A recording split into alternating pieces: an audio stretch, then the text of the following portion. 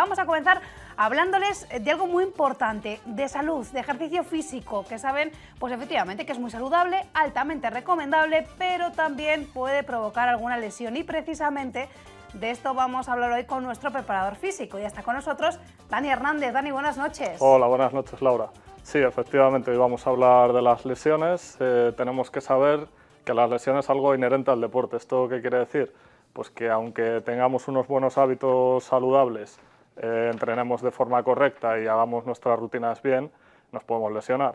Lógicamente, si nuestra musculatura está bien compensada, estamos fuertes y no tenemos ningún problema articular, pues vamos a hacer mucho mejor nuestras rutinas, podremos hacer buenos calentamientos, buenos estiramientos, un buen trabajo de zona core y ejercicios que nos ayuden a prevenir esas lesiones. Ajá. Si a eso lo unimos un entrenamiento bien estructurado, pues se va a reducir muchísimo el riesgo ese de sufrir lesiones.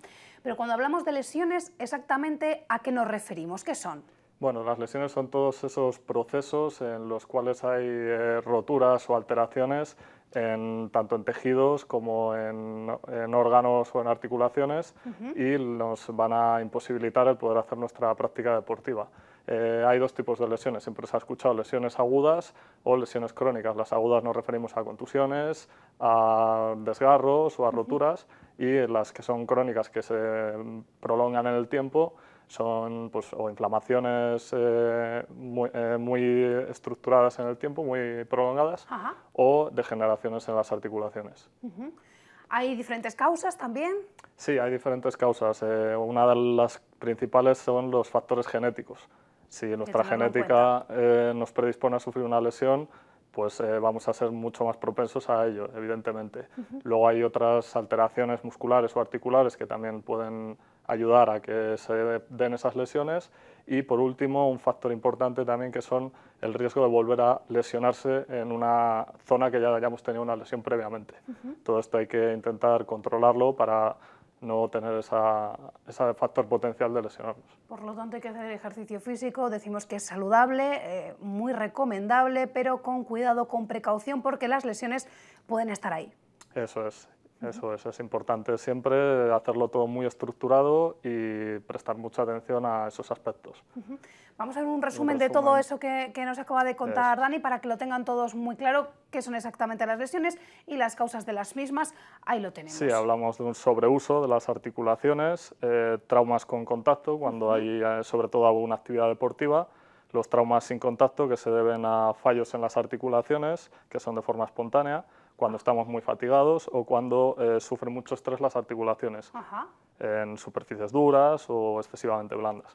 Los factores de riesgo extrínsecos son los que no dependen del cuerpo y esos son el sobreentrenamiento, si tenemos un momento de forma un poquito más bajo, si el terreno es muy duro o muy blando, el clima también influye, sobre todo en las actividades al aire libre, el material, que sea un material correcto o que sea muy viejo o no adecuado, y los factores de riesgo que sí que dependen del sujeto pues son la edad, el no calentar o la laxitud articular, que es que las articulaciones, los ligamentos y todas las estructuras tengan mucho más recorrido y puedan favorecer, por lo tanto, el que se lesione. ¿Y cuáles son las lesiones más frecuentes? Sí, las lesiones más frecuentes son contusiones, esguinces, luxaciones, que es cuando se sale el miembro de la cavidad articular, todos los traumatismos, roturas, fracturas y tendinitis o tendinopatías, que es el término más correcto. Tendinitis es cuando se inflama el tendón, por eso nos duele. Tenosinovitis es cuando se inflama la banda que recubre el tendón y tendinosis es cuando se degenera el tendón y también por sobreuso y da lugar a esos problemas. Luego, aparte, el riesgo que hay o el factor de riesgo más importante es cuando hay recidivas. ¿Esto qué significa? Pues cuando hemos tenido una lesión se vuelve a reproducir exactamente en mismas condiciones al poco tiempo. ¿Esto por qué puede ser? Pues por un mal protocolo o porque no haya estado bien orientado o bien individualizado. Entonces, al no tener todas las estructuras o todas las partes que debería haber tenido ese protocolo, hay desajustes musculares o desajustes articulares que hacen que podamos volver a lesionarnos. Y por último es importante prestar mucha atención a las lesiones musculares y tienen dos mecanismos de acción. Uno que es cuando hay acciones muy explosivas como son carreras, que suele ser en gestos técnicos deportivos, y lo que se hace es dañar el vientre muscular, que es la zona central del músculo. Y otro mecanismo de lesión es cuando hay estiramientos muy pronunciados o muy fuertes, que se rompe la parte más próxima al tendón, es decir, la más distal a la articulación. Y en caso de sufrir lesiones, ¿cómo podemos recuperarlos y en el menor tiempo posible, que es lo ideal? Claro, cuando sufrimos una lesión, lo primero que hay que hacer es establecer la magnitud de la lesión. Para eso necesitamos un buen diagnóstico hecho por el cuerpo médico. Después de ese diagnóstico tenemos que establecer qué factores de riesgo han provocado esa lesión, ver cómo ha sido la lesión y qué causas la han provocado para que sepamos cómo podemos recuperarla. Después habría que valorar la funcionalidad que tiene la persona que ha sufrido la lesión. Y por último, es muy importante el hacer un protocolo que incluya tanto la rehabilitación como la readaptación y el reentrenamiento de ese deportista o de ese practicante. Esto es muy importante, el tenerlo individualizado, como hemos hablado ya en otros programas, de que hay que a cada persona hacerle algo específico. Entonces, ¿qué buscamos con estos protocolos? La reeducación del movimiento y de los gestos deportivos o de la actividad que queremos hacer, y buscamos que se reduzca el riesgo de volver a lesionarlos, de recidiva, y también el mejorar o el optimizar nuestro rendimiento en la actividad que estamos haciendo, claro. Y luego hay otro condicionante, que es cuando tenemos una fractura normalmente, que hay que tener una inmovilización, una escayola o una férula. Evidentemente, con este tipo de lesión pues no se puede tocar, hay que dejarlo el tiempo que estipule el profesional médico, y nosotros lo que podemos hacer es seguir entrenando, no tenemos por qué parar, que era igual lo que se veía antes. Te rompes una pierna o te rompes un brazo y ya no puedes hacer ningún tipo de ejercicio. Esto no es así ya.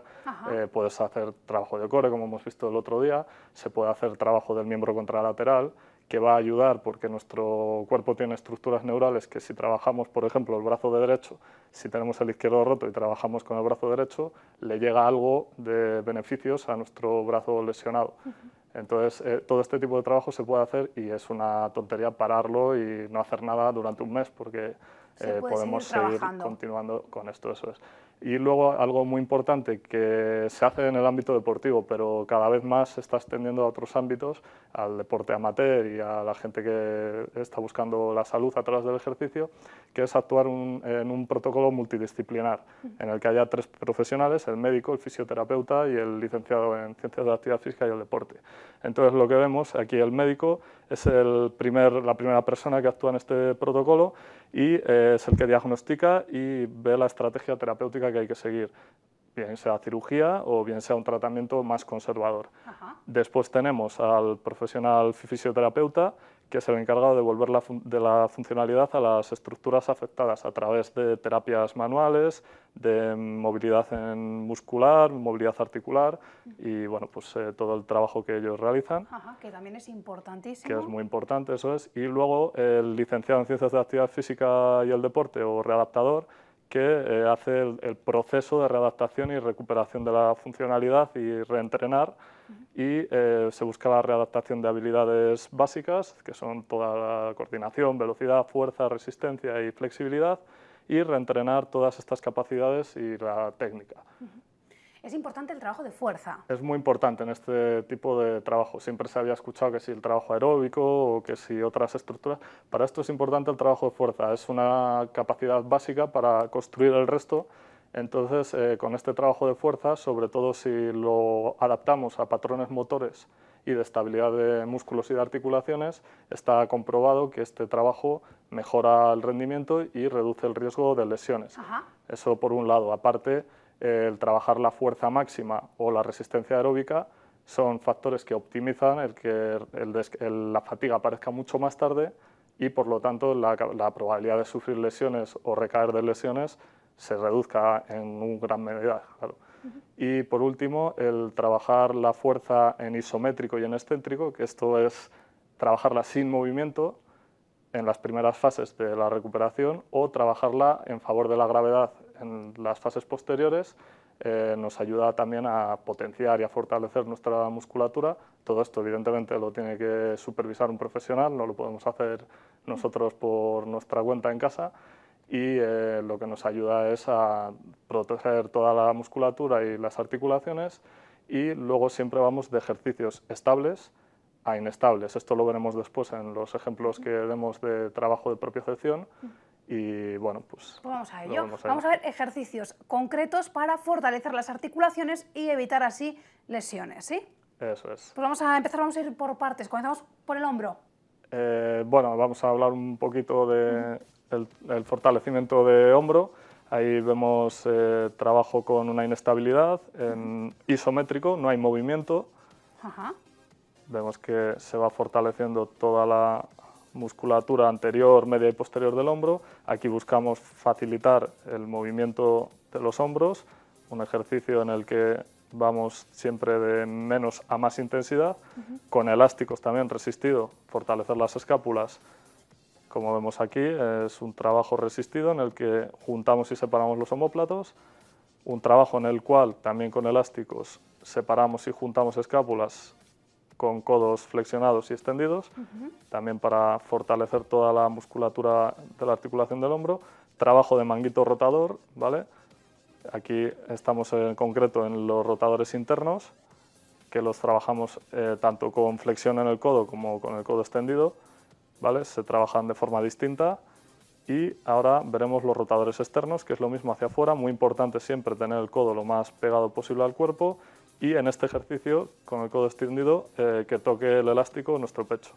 Aquí un ejercicio de pull, de tirar hacia abajo del elástico, lo mismo, notaremos trabajo y resistencia tanto en la parte anterior como en la posterior del hombro, y aquí un ejercicio de propulsar hacia arriba, que como vemos lo mismo, tiene que ser bilateral con las dos manos y se incide mucho más en la parte anterior. Ahí poco a poco también con las repeticiones vamos buscando mayor amplitud. Con el fútbol también buscamos mucha movilidad, hacia atrás retropulsión, hacia adelante antepulsión. Estos son dos movimientos de llevar hacia adelante y hacia atrás el hombro, que le damos mucha movilidad y protección. Bueno, hemos visto ejercicios específicos con el hombro, vamos a pasar al codo. ¿Qué ejercicios exactamente se pueden hacer en este aspecto? Vamos a verlo también y lo va comentando Dani. Bien, aquí es un ejercicio con banda elástica, estamos dando movilidad a la musculatura del antebrazo. Aquí facilitamos la fase concéntrica del movimiento del codo y lo que hablábamos antes, la fase excéntrica, la de frenar, es la que la hacemos sin facilitar. Este ejercicio es exactamente igual, vemos, ayudo para separar el codo y cuando vamos doblando el codo vamos tirando del elástico. ¿Vale? Todo este trabajo nos ayuda a estabilizar. De rodillas sobre un fútbol, lo mismo, nos ayudamos con el pectoral y con las dos manos hacia arriba y cuando bajamos la fase excéntrica vamos frenando el movimiento poquito a poco, como vemos, y ahí vamos calentando y protegiendo toda la estructura del codo. Hay multitud de ejercicios. Hay muchos y muy variados. Esto es una propuesta muy básica para que la gente pueda ir haciendo y, eso es, y haciendo ese trabajo de prevención. Hombro, codo, muñeca. ¿Qué ejercicios se pueden hacer precisamente para trabajar la muñeca? Ahí la tenemos. Bien, aquí vemos una pelota de goma espuma. Entonces simplemente vamos cerrando el puño y vamos moviendo arriba y abajo, movimientos de flexión y de extensión de la muñeca y también abriendo y cerrando de abducción y aducción, ¿vale? Y vamos cambiando los planos. Primero estamos con la palma hacia arriba, luego con la palma hacia abajo. Ahora estamos en un movimiento en el que estamos entre pronación y supinación, que es este movimiento que vemos aquí. Y lo mismo, vamos haciendo de menor a mayor rango de movimiento todos estos ejercicios. Aquí vemos con la palma de la mano hacia arriba, cómo cogemos la pelota, la vamos estrujando un poquito y vamos buscando el fortalecer la estructura de la muñeca y fortalecerla. Con Theraband también tenemos lo mismo que antes, facilitamos el subir y al bajar hacemos que sea un movimiento mucho más suave para trabajar toda esa articulación y obtener mucho más rendimiento. Aquí vemos también que trabajamos en todos los rangos de movimiento posible y siempre vemos que tiene esa protección del codo no subirlo y no bajarlo. Aquí vemos un ejercicio similar al de codo, pero siempre buscando el giro de muñeca. Desde aquí que estamos sentados parece fácil, pero esto entraña un esfuerzo importante. Es un esfuerzo importante y son ejercicios que bueno, se suelen utilizar siempre para calentar, para evitar el que la musculatura que está debilitada pues, pueda ayudarnos a que haya una lesión, ¿no? Claro. Es tanto prevenir esas lesiones, hemos hablado antes mucho de bueno, pues las lesiones que hay, para prevenir, ¿qué hacemos? Pues este tipo de trabajo que lo que es básicamente es el potenciar los puntos débiles y el hacer que bueno, pues calentemos específico o que los hagamos al final de nuestra sesión de entrenamiento. Yo lo recomiendo siempre al principio y bueno, pues que se da mayor amplitud y estabilidad a la articulación, se mejora la fuerza, se mejora toda la movilidad y bueno, pues son un ejercicio excelente para poder fortalecer todas las partes de las articulaciones. Vamos, Dani, con la cadera, ejercicios para ese fortalecimiento de la cadera. Ahí están. Primero vemos un ejercicio de pie sin material, es movilidad en flexión y en extensión, ahora abriendo y cerrando la cadera.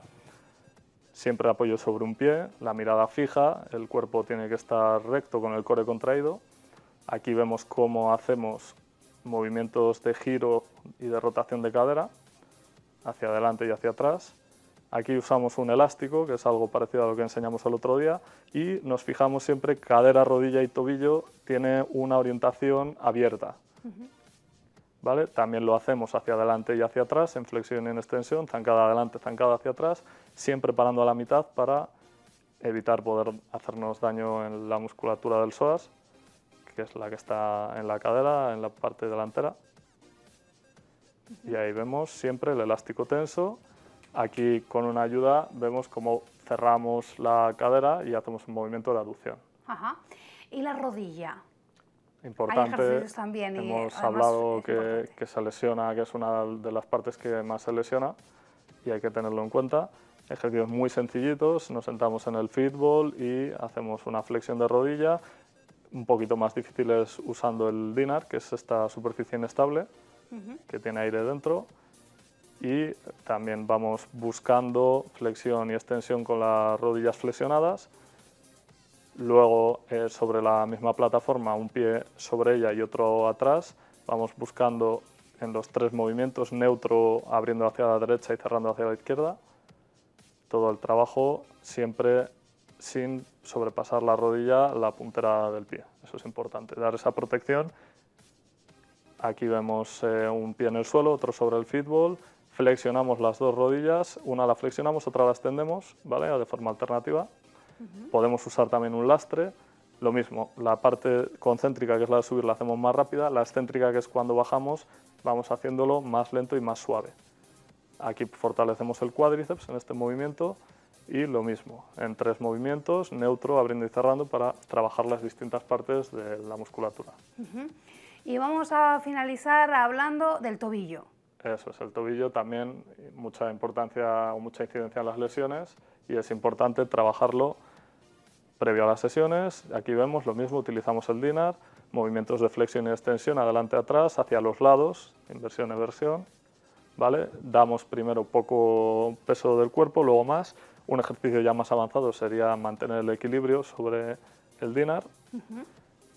Otro ejercicio sobre el fitball, ya con mucha más carga, vamos haciendo los mismos movimientos que hemos hecho en el ejercicio, dos ejercicios anteriores.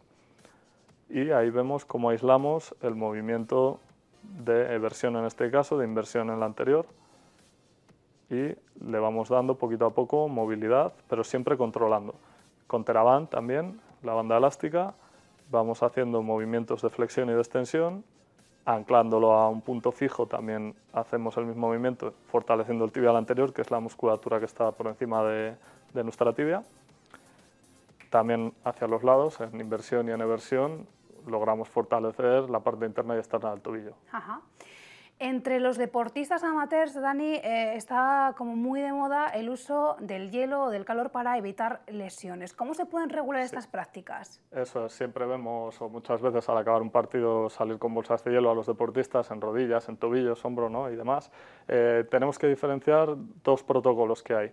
Uno que es el protocolo Price, que es el que se utiliza nada más darse una lesión, que es proteger la zona dañada, limitar el movimiento de esa zona que ha sufrido el daño. colocar hielo y compresión, un vendaje compresivo, y elevar. Tiene un poquito de controversia porque últimamente el hielo se ha dicho que, o hay corrientes que están a favor de su uso al hacerse el traumatismo, se quiere poner enseguida para inhibir esa respuesta inflamatoria, y hay otras corrientes que prefieren dejar un tiempo, una hora más o menos, para la aplicación de hielo, porque la respuesta inflamatoria beneficia el que haya regeneración de ese tejido. Entonces hay quien prefiere una cosa o la otra. No hay estudios que avalen lo uno o lo otro, de momento siempre se hace lo de poner hielo justo después del traumatismo. Ajá. Pero bueno, básicamente lo que tenemos que tener en cuenta es que el hielo se emplea en traumatismos, en esguinces, cuando ha habido un entrenamiento muy intenso. Bueno, lo que buscamos con esto es reducir la inflamación, aliviar un poquito el dolor y dejar una sensación mejor al deportista de cara al siguiente entrenamiento.